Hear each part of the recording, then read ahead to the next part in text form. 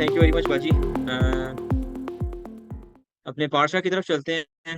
And we know our पारशा is बेहलोत बेहलोतखा, जिसका मतलब है व्हेन यू राइज, या जब तू करे। तो basically the word in Hebrew, it comes from the Hebrew word जिस जो है अला, विच मीन्स टू राइज। और अगर हम इसको स्टार्ट में देखें तो इट जो पाशा है वो स्टार्ट होता है उस कमांडमेंट से जहाँ पे खुदावन जो है रबीनु मोशे को ये कहते हैं कि आप हारून से बात करें, जनाब हारून को ये हुक्म दें about the maintenance and maintenance of the light of minora. तो मेनोरा जो थी, उसकी जो लाइटिंग है वो बिल्कुल फ्लैट सरफेस पे नहीं थी। यूज टू बी प्लेस्ड एक थोड़े से तरह असेंडेड लेवल पे। तो इन दैट केस उसको जो लाइट करना होता था वो थोड़ा सा असेंड होना पड़ता था उसको लाइट करने के लिए।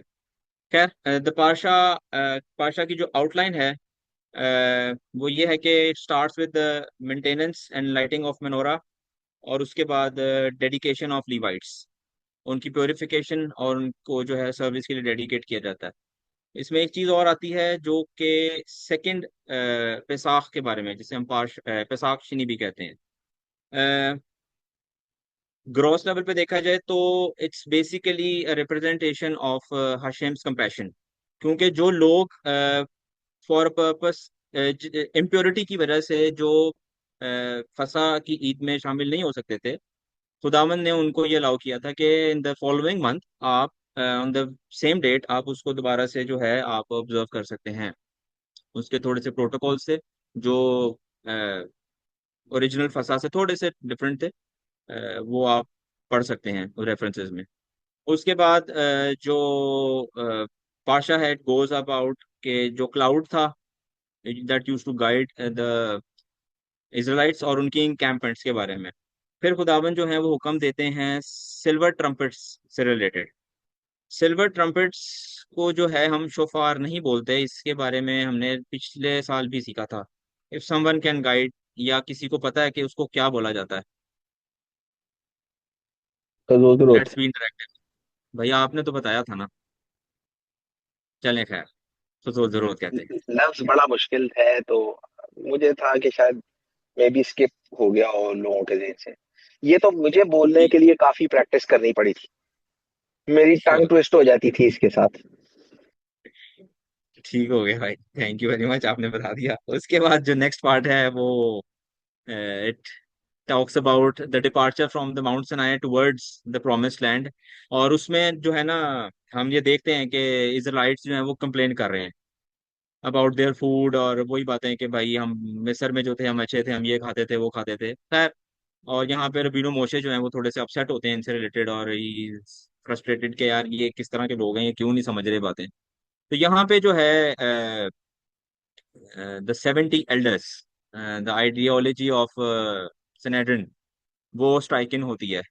और it is there to help Rabbeinu Moshe, जो लोअर लेवल्स पे जो इश्यूज होते हैं, हर लेवल हर इशू को रबीनो मोशे बजाय इसके कि वो डील कर रहे हो, वो इस तरह से डिजाइन की गई थी कि ये लोग उसको डील करें। खैर the last part is when Rabbeinu Moshe की जो बहन भाई हैं बीबी मरियम और जनाब अरून, वो ग्रम्बल करते हैं about his marriage and about how Rabbeinu Moshe is taking things along. तो उसके बारे में खुदावंद का क्या टेक है, और ओवरऑल पारशा के बारे में क्या बातचीत है, वो अब हम फर्दर भाई से पूछें। तो भाई आपके हवाले अब। बारूक हाशिम, यही मेरी बाजी से भी यही बात हो रही थी। मैं कहा कि उसी से पहले रिकॉर्डिंग स्टार्ट होनी चाहिए, क्योंकि जो आप पार्शा इन नट शेल तो आपने बता दिया है। मेरा नहीं ख्याल कि आप मुझे वहां जाने की जरूरत है। तो इट इज गुड। मतलब I really enjoy listening to you. और थैंक यू भाई। मैं जिस तरह हम तौरा सर्विस में प्रेयर्स को स्विच करते हैं, हम्म।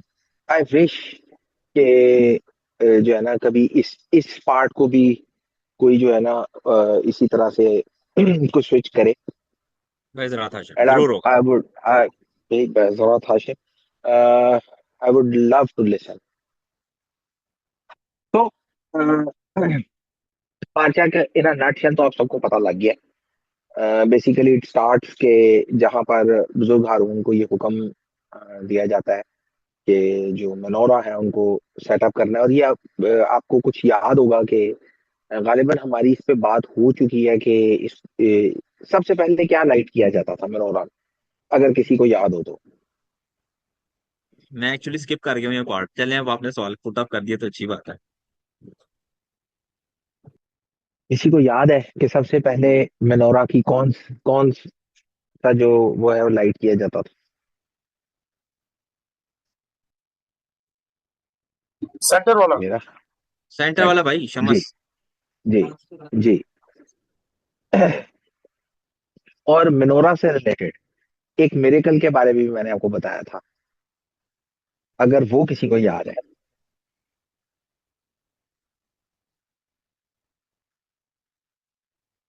डेडिकेशन डेडिकेशन वाला जो हुआ था। मेनोरा जो है ना, इट नेवर रन्स आउट। या इसके बावजूद भी खुदावन ने उनको ये कहा था कि इसको सेट करके रखें। और जो मुझे याद पड़ता है, ये हमें ये चीज सिखाती है कि खुदावन ताला जो है ना, ही कैन डू मिरेकल्स। लेकिन खुदावन ताला जो है ना, वो इस पूरी कायनात का निजाम लॉ एंड ऑर्डर के साथ चलाते हैं। सो जो है ना, समटाइम्स हम खुद उठ के कुछ नहीं कर रहे होते और हम मिरेकल का इंतजार कर रहे होते हैं, जबकि हम उस काम को अपनी एफर्ट के साथ, खुदावन की मदद के साथ, खुदावन की दी गई अकल के साथ हम उसको सॉर्ट आउट कर सकते हैं, हम उसको सॉल्व कर सकते हैं। और अगर किसी को याद हो कि जब बनी इसराइल मिस्र से निकले थे और वो जो है समुंदर के किनारे आके खड़े हुए, तो पीछे जो है फिरौन की फौज थी, आगे समुंदर था। ठीक है, और वहां अगर किसी को याद हो तो मैंने ये कहा था कि ये माना जाता है कि वहां पर दो तीन तरह के लोग थे। उनमें से एक वो थे जो दुआ दुआ करना शुरू हो गए थे। सो खुदावन ने रमीनो मोशे को ये कहा था कि तू जो है वो तुम क्या देख रहा है, आगे बढ़। तो आगे तो समुंदर था, बढ़ना किधर था? तो इसके ऊपर मैंने आपको एक जो है एक रिवायत सुनाई थी। जो बुजुर्ग नहसून थे, जो यहूदा के कबीले के सरदार थे, उन्होंने आगे बढ़ना शुरू किया। आगे तो समुंदर था, तो उन्होंने पानी के अंदर ही आगे बढ़ना शुरू कर दिया था। It's still my favourite story and it's still my favourite tradition. जब भी मुझे मौका मिलता है, मुझे इसको बताने में हमेशा से मजा आता है। तो बेयर विद मी। तो जूं ही ये कहा जाता है कि जूं ही जो है ना, और वो आगे बढ़ते जा रहे थे, और जूं ही पानी जो है वो उनकी नाक के ऊपर आया ना, द सी स्प्लिट। तो बहुत दफा ऐसा है कि खुदावन ताला चाहते हैं कि हम कुछ करें। वो हमारी ये एफर्ट देखकर, हमारी जो कोशिश है उसको देखकर खुश होते हैं। खुदावन ताला को इस चीज की कोई हाजत नहीं है कि हम उनके लिए काम करें। हम उनको कुछ नहीं दे सकते, हम उनको कुछ नहीं दिखा सकते। ना हम हमारी इतनी ताकत है, ना हमारे अंदर इतनी हिम्मत है। बट इवन देन, चूंकि वो अब्बा है, तो हमारी इस एफर्ट से वो खुश होते हैं। सो इस पाशा के रेफरेंस में मैं एक दो बातें करना चाहता हूँ। उसमें एक चीज तो ये है कि जिस तरह उसी से आपने सुना कि कॉन्सिक्रेशन ऑफ द लेवाइट्स, इसको हम थोड़ा सा पॉज देंगे। इसके अंदर कॉन्सिक्रेशन के रेफरेंस में ना एक बड़ी इंपॉर्टेंट बात है जो मैं आपके साथ जरूर शेयर करना चाहूंगा। और वो इंपॉर्टेंट बात ये है लेविटिकल कॉन्ट्रडिक्शन। एक छोटी सी कॉन्ट्रडिक्शन है। मे बी शायद आप लोगों ने पढ़ते हुए वो नोटिस की हो, मे बी ना की हो, लेकिन let me point it out. लावियों की सर्विस के रेफरेंस में दो जगह पे एक बात की गई है। एक जगह जो है वो ये कहा गया है कि जो लावियों की जो जो सर्विस का दौरानिया होगा, जो उनकी सर्विस लाइफ है, वो होगी फ्रॉम 25 to 50 ईयर्स। और एक जगह पे ये कहा गया है कि लावियों की जो सर्विस लाइफ है वो होगी फ्रॉम 30 ईयर्स to 50 ईयर्स। अगर आप नंबर गिनती 4 बाब को पढ़ेंगे तो वहां आपको ये मिलेगा 30 साल और उससे ऊपर। और अगर आप गिनती 8 बाब को पढ़ेंगे तो वहां आपको ये मिलेगा कि 25 साल और उससे ऊपर। सो इस चीज को डिस्कस करके आगे जाना जरूरी था, क्योंकि ये एक ऐसी चीज है जिसको क्लैरिफाई होना जो है ना वो जरूरी है। सो जो राशि है वो इसको इस तरह से रिकंसाइल करते हैं कि जो लावी थे वो 25 साल की उम्र में ही सर्विस में आते थे, लेकिन 25 साल से लेके जो 30 साल तक उनका जो 5 साल का जो दौरानिया हुआ करता था, वो उसको आप ऐसे समझ ले कि वो उनकी अप्रेंटिसशिप हुआ करती थी। वो जो उनके सीनियर्स थे वो उनके साथ रह के उनसे सीखते थे, ऑर्डर्स को जो है जो उनकी रिहर्सल करते थे, क्योंकि टेम्पल के अंदर गलती की कोई गुंजाइश नहीं थी। माजरत के साथ जो बात मैं करने जा रहा हूँ वो ये नहीं था कि ना वाजा तबला जो है ना वो चर्च जाके बजाया करो, प्रैक्टिस हो जाती है बंदे की। बंदे ने किसी फिर कॉन्सर्ट वगैरह में बजाना हो ना तो अच्छा बजा लेता है, तो प्रैक्टिस जो है ना वो जाके चर्च में किया करो। और ये सबको पता है कि ये बात रियलिटी है, क्योंकि चर्च में कोई गलती हो जाए, गीत भजन में कोई गलती हो जाए, लोग माइंड नहीं करते। अव्वल तो लोगों को पता नहीं लगता कि गलती हो गई है, ठीक है ना। दूसरी बात, मकदिस के लिए मकदिस में ऐसा मुमकिन नहीं था। वहां जो गा रहे होते थे, वहां जो काम कर रहे होते थे, वहां जो सर्विस कर रहे होते थे, वो इंतहाई स्किल्ड होते थे और उस्तादों में शुमार होते थे। वहां पर किसी नूब, नोविस, नए बंदे, नौसिखिए की कोई गुंजाइश नहीं थी, क्योंकि वहां गलती की गुंजाइश नहीं थी। सो ये एक इम्पोर्टेंट बात थी। मैंने सोचा कि मैं इसको जरूर जो है ना आप लोगों के साथ शेयर करता जाऊं। ये पता होना बड़ी जरूरी है। हो सकता है कि कभी आपको कोई पूछ ही ले कि भाई यहाँ तो लिखा 25 साल, यहाँ लिखा है 30 साल, तो ये क्या सूरत हाल है। सो हम बढ़ते हैं अपने आज के मौजू की तरफ। जो बात आज मैं आपके साथ शेयर करना चाहता हूँ इन रेफरेंस टू दिस पार्शा। पार्शा तो आपने ओवरऑल ओसी से सुन लिया है कि अगर वो कहे भाई इफ पार्शा इन 5 to 10 मिनट्स, तो ओसी ने आपको ओवरऑल सारा पार्शा जो है वो सुना दिया। अगर आप पढ़ेंगे आपको सारी इंफॉर्मेशन, सारी डिटेल्स जो है वहां पर मिल जाएंगी। इन अ नट शेल उसने जो है ना गो थ्रू कर दिया। पर जिस बात को मैं आज आपके साथ शेयर करना चाहता हूँ ना, let's call it the beginning of the and.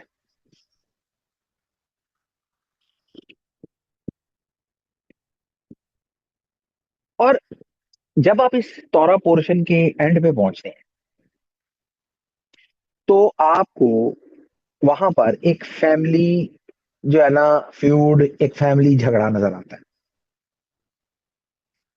और सूरत हाल ये है कि जो फैमिली है वो रबीनु मोशे के अगेंस्ट खड़ी हो गई।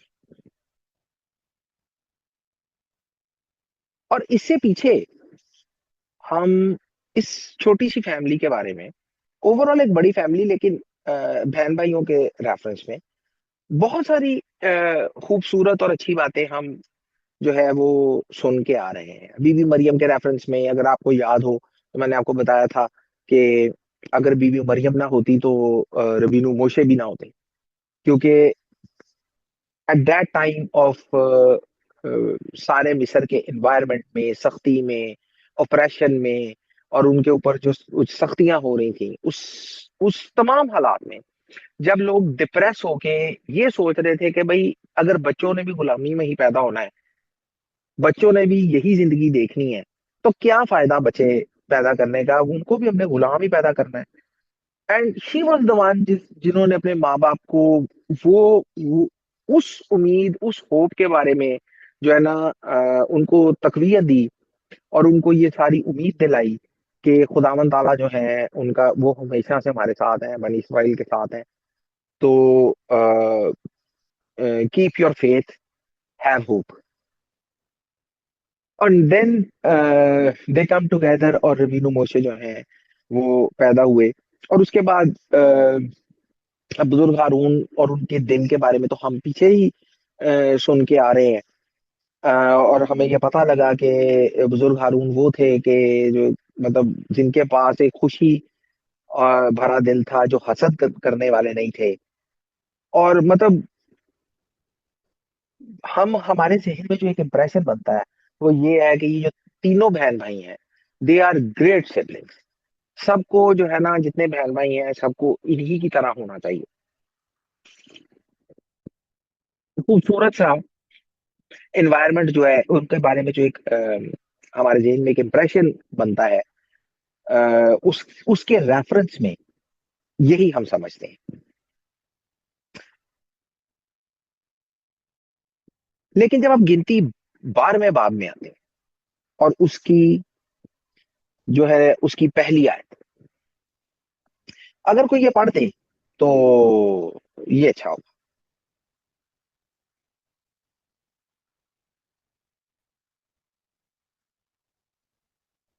और मूसा ने एक कूशी औरत से ब्याह कर लिया। तो उस कूशी औरत के सबब से जिसे मूसा ने ब्याह लिया था, मरियम और हारून उसकी बदगोई करने लगे। अच्छा,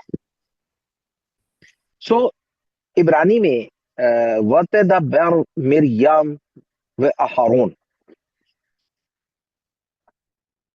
और आगे आपको ये पता लगेगा कि जो लफ्ज वहां इस्तेमाल हुआ है वो है बेमोशे।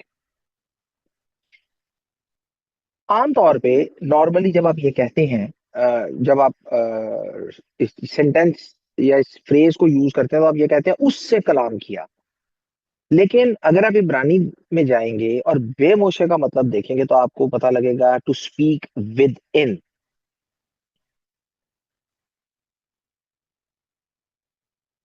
और ये क्यों हुआ? आयत आपके सामने पढ़ दी गई है, कुशी औरत की वजह से। अच्छा, कुछ लोग ये कहते हैं कि भाई वो काली थी, इथियोपिया की रहने वाली थी, और बुजुर्ग मूसा ने जो है उसको बीवी होने को चुना। बहुत सारी जो है इसके ऊपर तफासीर हैं। पर मसला क्या है, इशू क्या है, क्यों ऐसा हुआ कि ये जो बहुत अच्छे बहन भाई थे, इनका किसी किसी एक बात पे जो है वो ये इस कूशी औरत के रेफरेंस में डिस्प्यूट हो गया। सो मिद्राश ये कहती है, जब हम ये पढ़ते हैं कि वतदा बैर मिरियाम व हारून, सो रबी शमाउन इसके ऊपर कहते हैं कि वतदा बैर का मतलब है कि किसी ने इसको इनिशिएट किया था। किसी ने, मतलब कोई ऐसा पॉइंट है जिसने, जहां से जो है ना इस बात का आगाज हुआ था। अब जब आप ये रेफरेंस पढ़ेंगे तो आपको यही लगेगा कि देखें, स्ट्रेट अवे ये लिखा गया वतदा बैर मिरियाम व हारून। सो पहले जो है वो बीबी मरियम है, उसके बाद जो है वो जनाब हारून है। और ऐसा नॉर्मली ऐसा ही समझा जाता है। लेकिन रबी शमाउन जो है वो ये कहते हैं कि इसका मतलब जो है वो बीबी मरियम या बुजुर्ग हारून जो है वो नहीं है। इसको इनिशिएट जो किया था वो बीबी सफूरा ने किया था। सो वो ये, उनका ये मानना है, उनकी तफसीर के मुताबिक बीबी सफूरा ने मरियम को कहा, और बीबी मरियम ने जो है वो बुजुर्ग हारून को कहा। तो पॉइंट ये है कि कहा क्या, हुआ क्या। सो सिनेरियो ये है कि बनी इसराइल के जो एल्डर्स हैं, जो लीडर्स हैं, वो चुने गए हैं। लोग इस चीज के लिए जो है वो खुश है, जिस तरह आपने नटशेल में सुना कि जो है ना फर्स्ट जो सनहेड्रिन है उसकी बुनियाद यहाँ हमें नजर आती है, और लोगों के मसले मसाइल वो सब जो है वही डील करते थे। सो सूरत हाल ये थी कि वो सारे उनकी सिलेक्शन हो गई है, लोग इस रेफरेंस के अंदर खुश हैं, और इवन बीबी मरियम और बुजुर्ग हारून भी इस चीज के लिए खुश हैं। लेकिन जो है कहा ये उनको ये गया है कि बीबी सफूरा ने ये उनके लिए कहा कि इनके लिए खुश ना हो, ये जो लीडर चुने गए हैं ना, इनकी बीवियों की जिंदगी जो है ना वो अजाब हो जाएगी, वो मुश्किल हो जाएगी, तो इनके लिए खुश ना हो। और सूरत हाल ये है कि उनके कहने का मतलब ये है कि भाई जब मेरे शौहर को चुना गया था, वो आखिरी दिन था जब मैंने उसे देखा था। जब खुदा ने मेरे हस्बैंड को चुना था, आपको ये याद ही होगा कि मिस्र से जो है बुजुर्ग मूसा जो मिदियान की तरफ गए, वहां जाके वो यत्रो एंड फैमिली से मिले, और वो सारा सिनेरियो होपफुली यू रिमेम्बर। और उसके बाद जब बुजुर्ग मूसा को खुदावंद ने जो है मिस्र जाने के लिए बुलाया ताकि वो बनी इसराइल को लीड करें, उनको वहां से जो है ना गुलामी में से निकाल के लेके जाएं, तो शी सेड के भाई this this was the last day. जो ही खुदा ने उनकी सिलेक्शन की है, मैंने उसे दोबारा नहीं देखा। और एग्जैक्टली exactly जो मेरे साथ हुआ है, ये भी चूंकि चुने जा रहे हैं, इनकी भी चूंकि सिलेक्शन हो गई है, इनकी बीवियों के साथ भी जो ऐसा ही होगा, they they are going to have miserable life.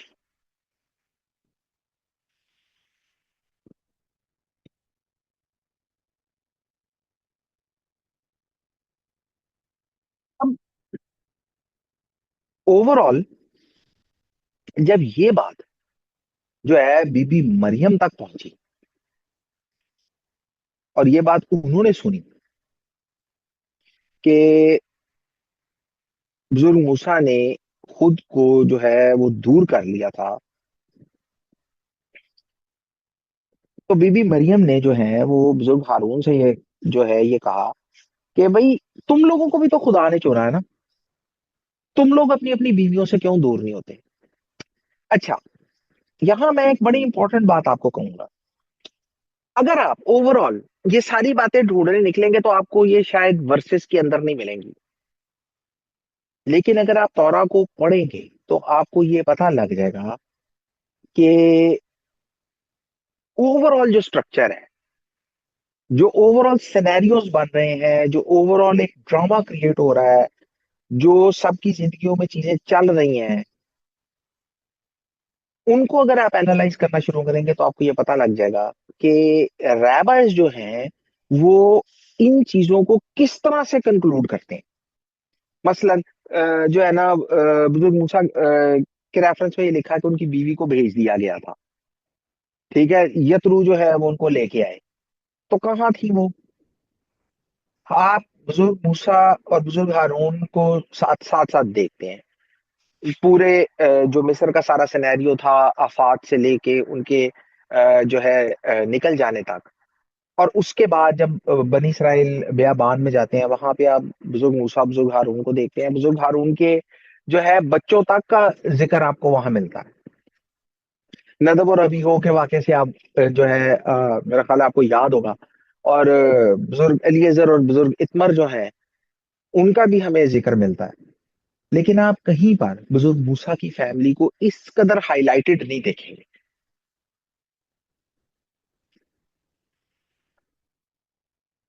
और ओवरऑल ये बात सिर्फ बुजुर्ग मूसा के रेफरेंस में दुरुस्त नहीं है, ये बात मैंने बहुत सारे जो है वो सर्विंग लोगों की जिंदगियों में देखी है, और ये चीजें हमें मोस्टली औरतें इनिशिएट करती हैं कि तीन कल्ला तीन ही खुदा ने बुलाया है,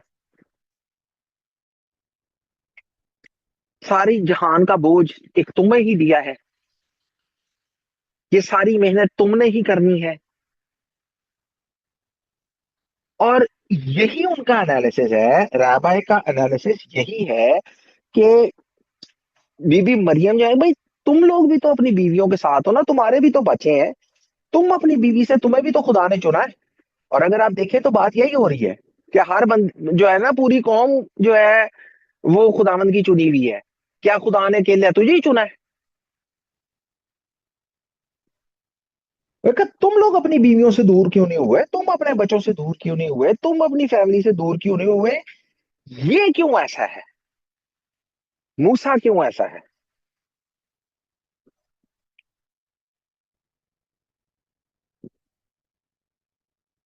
और आप देखेंगे, अगर आप तौरा को बगौर पढ़े तो आपको पता लगेगा कि बुजुर्ग मूसा जो है वो आपको अकेले नजर आएंगे। अब बीबी सफूरा के बारे में हम लोग इतना नहीं जानते हैं, इतना ज्यादा उनके बारे में जो है खुल के बयान नहीं किया गया।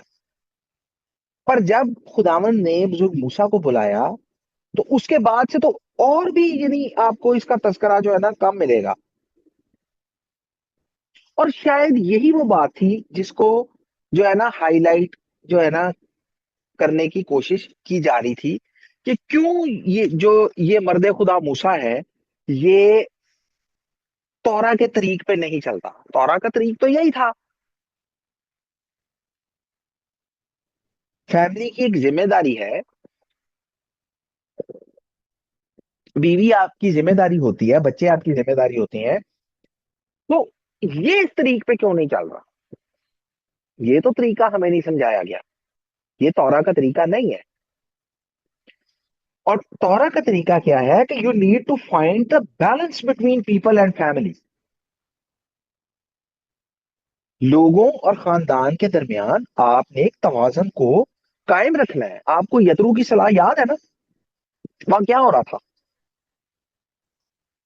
किसी को याद है कि यत्रू की सलाह क्या थी, क्या हुआ था? भाई वो सतर्क। तो हाँ जी। उन्होंने लोगों के कहा लिए था दुआ कि कर और दो। भी हो वन बाय वन भाई। भाई वो सारे एक ही माइक पे है ना, इसलिए वो हुआ क्या उन्होंने था? रेकमेंड किया था कि जो है ना काम बांट दें ये सारे, रेकमेंड क्यों किया था? क्योंकि उनके तो पास सारा जो दिन था ना बैठ के लोग तो इनके मसले नहीं बन रहे। मसले हल करते रहते थे। बुजुर्ग मूसा सुबह से बैठते थे, बुजुर्ग मूसा सुबह से बैठते थे, शाम और रात होने को आ जाती थी, उनके मसले खत्म नहीं होते थे। कैन यू पॉसिबली इमेजिन कि he was a father of around 3 million people. कमोबेश 3 मिलियन लोग थे, और बुजुर्ग मूसा उनके लिए एक फादर फिगर थे, और सब अपने मसाइल के लिए बुजुर्ग मूसा की तरफ देख रहे थे। मुझे एक बात बताएं, सुबह का बैठा बंदा मसले सॉर्ट आउट कर रहा है, और उसको शाम हो जाती थी, और जनाब यतरू ने जो सलाह दी थी ना, वो ये थी कि इस तरह तो तू घुल जाएगा, तेरे साथ ये भी घुल जाएंगे।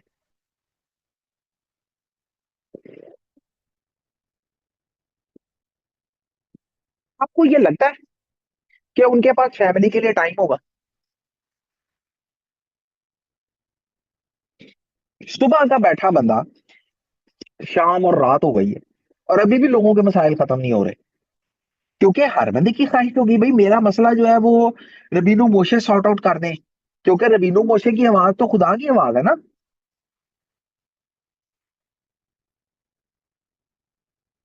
तो जनाब यतरू ने उनका स्केड्यूल देखने के बाद ये सलाह दी थी, जब उन्होंने उनकी एक्टिविटी देखी कि बुजुर्ग मूसा को अवाम ने किस तरह से एंगेज किया हुआ है।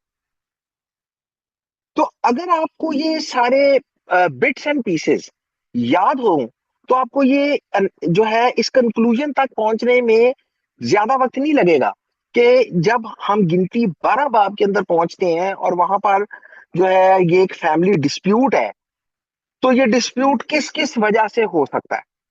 क्योंकि बुजुर्ग मूसा तो घर आ ही नहीं रहे हैं, लोग छोड़ेंगे तो घर आएंगे ना।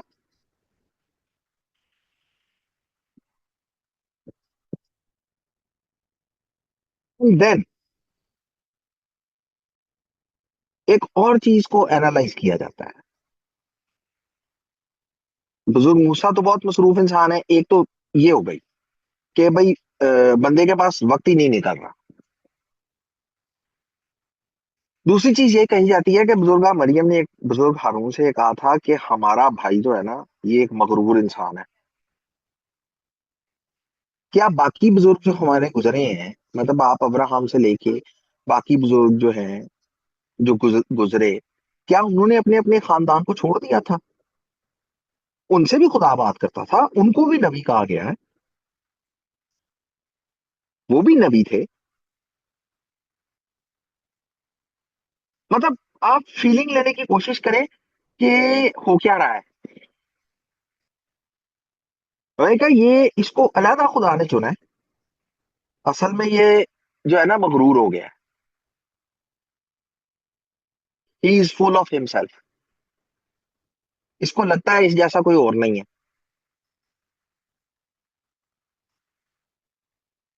जबकि तो सारी कौम को खुदा ने चुना हुआ है।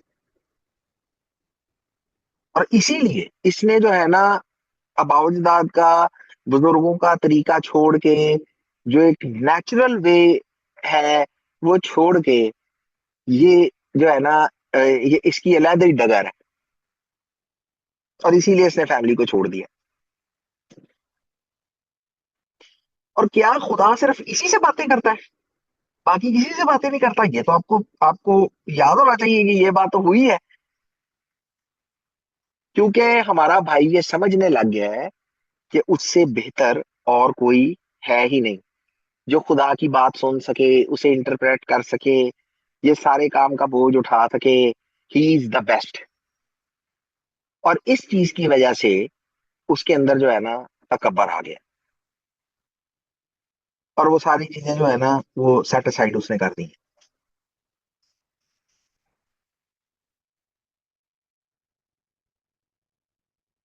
तो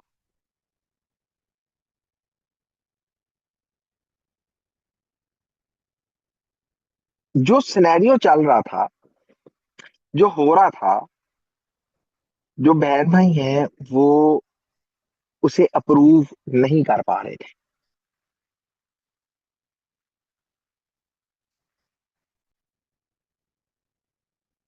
बल्कि एक्चुअली वो उसे कंडेम कर रहे थे। तो सूरत हाल ये है कि जिस कूफी औरत के रेफरेंस में ये सारी बात चल रही थी, रैबाइस के मुताबिक वो बीबी सफूरा ही थी। इसके ऊपर आगे जाके हम कुछ और भी नजरियात देखेंगे। लेकिन फिलहाल जिस पॉइंट ऑफ व्यू से हम इसको अप्रोच कर रहे हैं वो ये है कि वो कूशी औरत जो है वो बीबी सफूरा ही थी।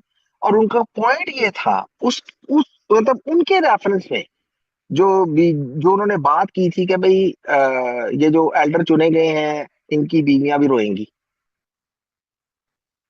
जैसे मेरा बंदा घर नहीं है, मेरा बंदा it was the last day when God chose him, it was the last day I saw him.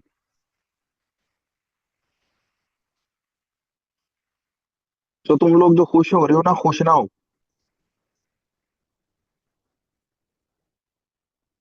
और इसी रेफरेंस के अंदर, बात के रेफरेंस में जो बीबी मरियम है और बुजुर्ग हारून है, they accused of Moses which he was not.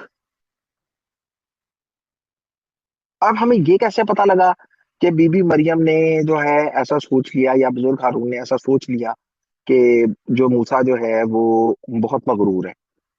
क्योंकि ये तो लिखा ही नहीं हुआ। आप ढूंढे, कहीं नहीं लिखा हुआ कि हमारा भाई मगरूर है। पर हमने ये कैसे जो है हम इस कंक्लूजन तक पहुंचे हैं कि ये बात हुई है? क्योंकि खुदावन ताला ने ये आके कहा कि he is the most humble person. मेरा बंदा मूसा जो है वो बहुत हलीम है। इस बात को पॉइंट करने की जरूरत क्या थी इस मौके के ऊपर कि मेरा बंदा मूसा बहुत हलीम है?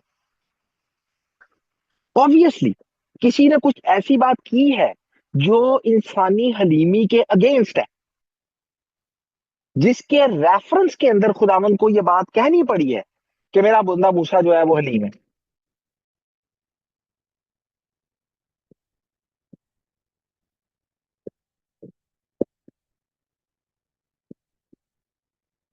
तो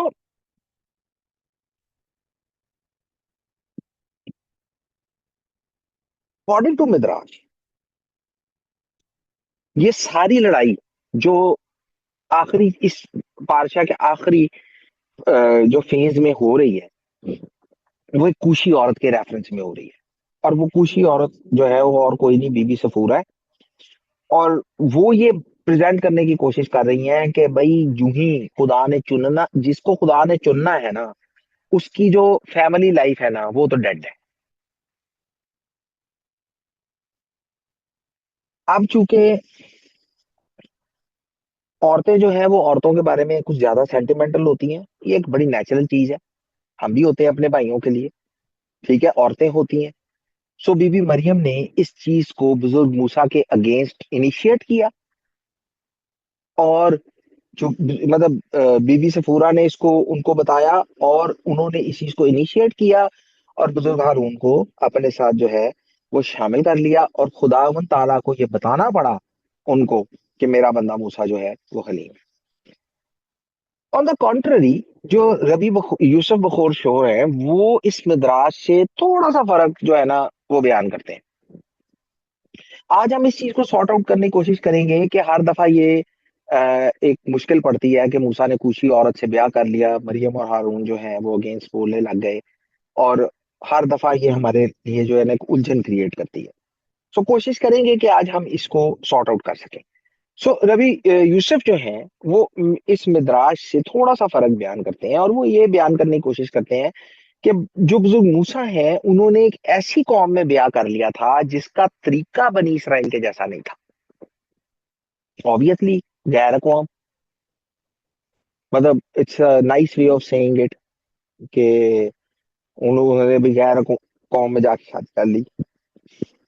उन्होंने कहा कि भाई ऐसी कौम में ब्याह कर लिया जिसका तरीका इसराइलियों जैसा नहीं था। और प्रॉब्लम ये थी कि भाई तुझे पूरी कौम में कोई औरत नहीं मिली, तूने जाके तो वो परे जो है ना गैर कौम में जाके तो ब्याह कर लिया, पूरी कौम में कोई औरत नहीं थी। आपको याद है कि आगे भी एक शख्स को ये कहा गया था, अगर किसी को याद हो कि ये किसको कहा गया था कि पूरी कौम में कोई जनाबे औरत नहीं थी। शमसून। हाँ जी, वेरी गुड। हमारी तरह आपको और बढ़ाएं और हिकमत दें जनाब शमसून। मगर पूरी कौम में कोई औरत नहीं थी। सो अब आपको ये आइडिया होना चाहिए कि मैं क्यों आपको हमेशा जोर देता हूँ कि जो है हमेशा पारशा को पढ़े, तौरा को पढ़े। क्योंकि जब आपके जेहन में ये सारे इवेंट्स होंगे, तो आपके लिए ये कैलकुलेट करना मुश्किल नहीं होगा कि ये जो बात की जा रही है और कही जा रही है, ये क्यों कही गई है, क्यों की गई है, और इसके पीछे रीजनिंग क्या हो सकती है। तो उन्होंने कहा कि भाई पूरी कौम में तुझे कोई औरत ही नजर नहीं आई कि तू जो है जो है ना दूसरी कौम में चला गया। अब यहां पर दो सूरत हाल है। दो सूरत हाल ये है कि भाई एक तो ये बीबी सफूरा के बारे में बात की गई है। लड़ाई ये थी कि उन्होंने बीबी सफूरा को, वो भी इसराइलियों में से नहीं थी, तो उन्हीं के ऊपर लड़ाई थी। एक ये पॉइंट है। दूसरा पॉइंट ये है कि जो बीबी जिससे उन्होंने शादी की, जिसको कूशी औरत कहा गया है, ये भी इसराइली नहीं थी। और बीबी मरियम और बुजुर्ग हारून जो हैं उनके मुताबिक वो ये सोच रहे हैं कि भाई हमारे भाई को क्या हो गया है। इसकी मतलब इतना अक्लमंद इंसान जो खुदा से बातें करता है, मतलब ये किस तरह के फैसले हो रहे हैं कि इतनी बड़ी कौम में इसको शादी करने के लिए कोई लड़की नहीं मिल रही है, ये जाके गैर कौम में शादी कर रहा है।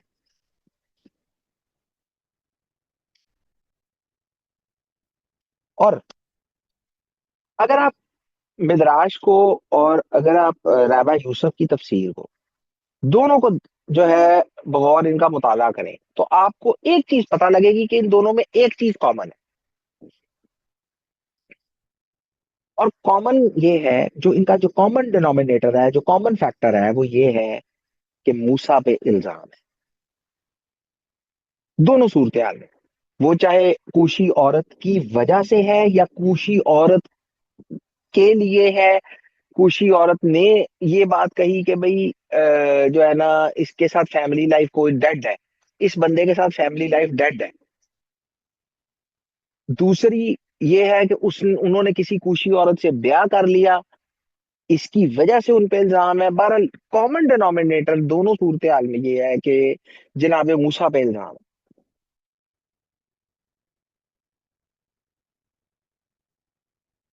और इसके ऊपर रवि शमशोन जो है, उनकी तफसीर को देखना जो है ना, वो हमें थोड़ी सी और इंसाइट देगा इसके बारे में। टोटली डिफरेंट अप्रोच लेते हैं। मतलब एक यूनिक सा उनका एक फैक्ट जो है ना, एक पॉइंट ऑफ व्यू है।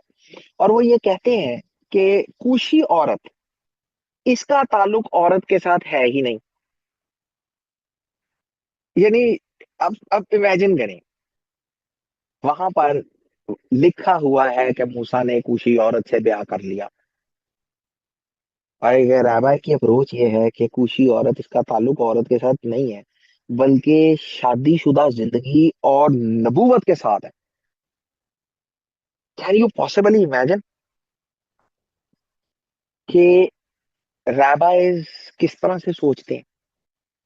हम इस तरह से क्यों नहीं सोच पाते हैं?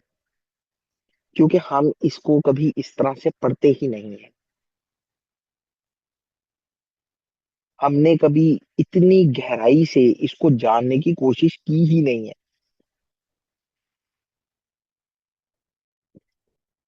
तो रैबा शमशून जो है वो ये कहते हैं कि कूशी औरत जो है, इसका ताल्लुक औरत के साथ नहीं बल्कि शादीशुदा जिंदगी और नबूवत के साथ है। ओवरऑल हमने ये देखा कि भाई तौरा का तरीक ये है कि जिसको भी खुदा ने बुलाया है वो कोई अपनी फैमिली से दूर नहीं हो गया। आप जितने अंबिया को देखें, वलियों को, बुजुर्गों को, जो है नेक लोगों को, सदीकों को देखें आप, वो कभी अपनी फैमिली से दूर नहीं हुए। तौरा का तरीक ये नहीं है।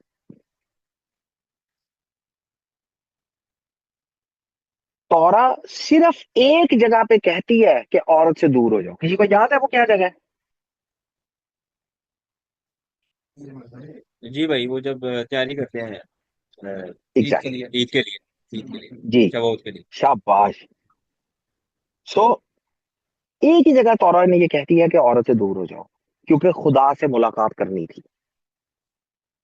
अब जो जनरल अप्रोच थी और जो जनरल एक तरीका था, बीबी मरियम और बुजुर्ग हारून ने सोचा भाई सब नबी शादीशुदा थे, सब ने शादीशुदा और फैमिली लाइफ गुजारी है, हमारे भाई को क्या हुआ है?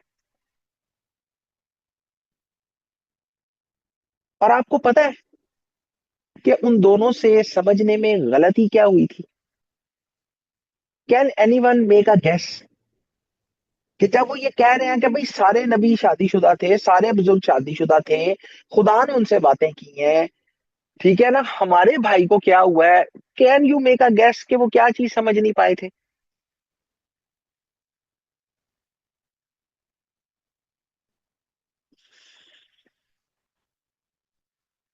कोई नहीं, कोई रैंडम गैस लगाए।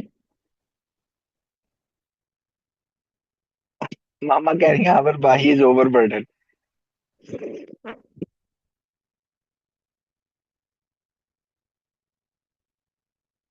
तो जो बात वो दोनों बहन भाई समझ नहीं ना पाए, वो थी लेवल ऑफ प्रोफेसी।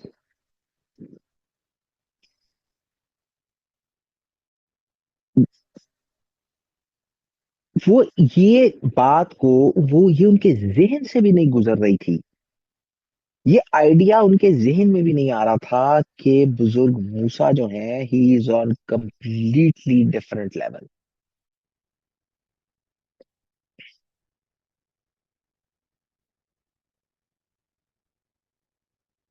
वो ये सोच भी नहीं पा रहे थे कि बुजुर्ग मूसा जो है वो एक आम इंसान के लेवल से ट्रांसेंड कर गए हैं, और जिस लेवल पे वो ट्रांसेंड कर गए हैं उस लेवल पे खानदानी जिंदगी नहीं होती।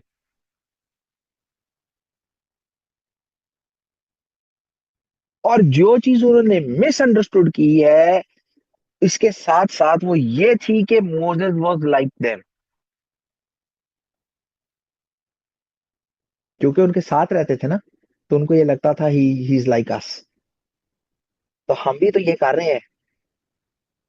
मैं आपको let let me tell you one thing.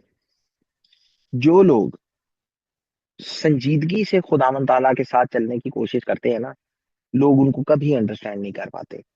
आम लोग उनको कभी अंडरस्टैंड नहीं कर पाएंगे।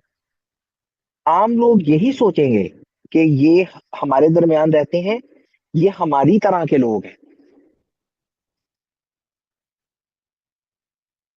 वो उनकी तरह के लोग नहीं होते हैं। ये मैं सदीक लोगों की बात कर रहा हूं। वो उनकी तरह के लोग नहीं होते हैं। वो उनके साथ रहते जरूर हैं। हो सकता है कि डे टू डे एक्टिविटीज में भी वो उनको देखते हो, जैसे खाना पीना है, मिलना जुलना है, लेकिन वो उन जैसे नहीं होते हैं। जो काम वो कर रहे हैं जरूरी नहीं कि वो भी करें। एक सर्टन लेवल के बाद एक आम मतलब मतलब in a broader sense certain level of closeness with Hashem, उसके बाद नॉर्मल जिंदगी जो है वो आपके लिए जो है ना नहीं रहती है। अगर ये बात आपको समझ आ जाती है तो वेल एंड गुड। अगर नहीं आएगी तो आप भी जिंदगी में इसी तरह की गलतियां करेंगे। आप लोगों को यही कहेंगे, क्या बाकी लोग ये नहीं करते, तीनों वखरा खुदा ने चुने हैं। सो जिस लेवल पे रबीनु मोशे चले गए थे उस लेवल के ऊपर एक आम इंसान वाली जिंदगी नहीं होती है। यही चीज दोनों बहन भाई मिसअंडरस्टूड कर गए। और इसके बाद जो है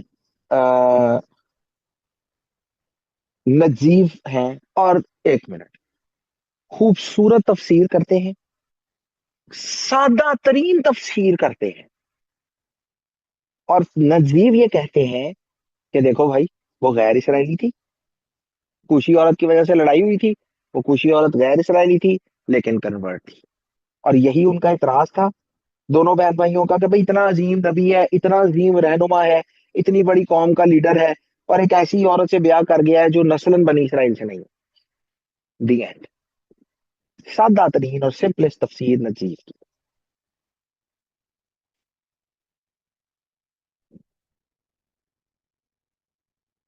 this is also the way हम इसको समझ सकते हैं, अगर हम कम्प्लेक्सिटी में नहीं जाते। कि भाई वो गैर इसराइली औरत थी, कन्वर्ट थी, पर इतराज यही था। और इसी से बात जो है ना वो काफी बढ़ गई। लेकिन मैंने शुरू में ये कहा था कि it's the beginning of the and. What is the beginning of the and? हुआ क्या इसके बाद? इस तौरा पोर्शन के बाद जो तौरा पोर्शन आ रहा है वो है पारसा शलाफ। पारसा शलाफ जो है उसके अंदर आपको मिलेंगे जासूस। जासूसों वाला वाकया होपफुली आप सबको पता है कि क्या हुआ था। अच्छा, जासूसों के बाद आपको ये पता लगेगा कि उसके बाद जो पारसा आ रहा है ना वो है पारसा कोरा। और होपफुली आपको ये भी याद होगा कि कोरा ने क्या किया था, कोरा की बगावत के नतीजे में क्या हुआ था। और अगर आप ओवरऑल देखें तो it's the beginning of the end of the leadership of Rabbeinu Moshe. काफी बड़ी बात है ये, और इसको समझेंगे। It's the beginning of the end of the leadership of Rabbeinu Moshe. जब, और ये सारा जो सिनेरियो है, ये सारा जो सीन है वो स्टार्ट हुआ है इस तौरा पोर्शन से। Let me explain.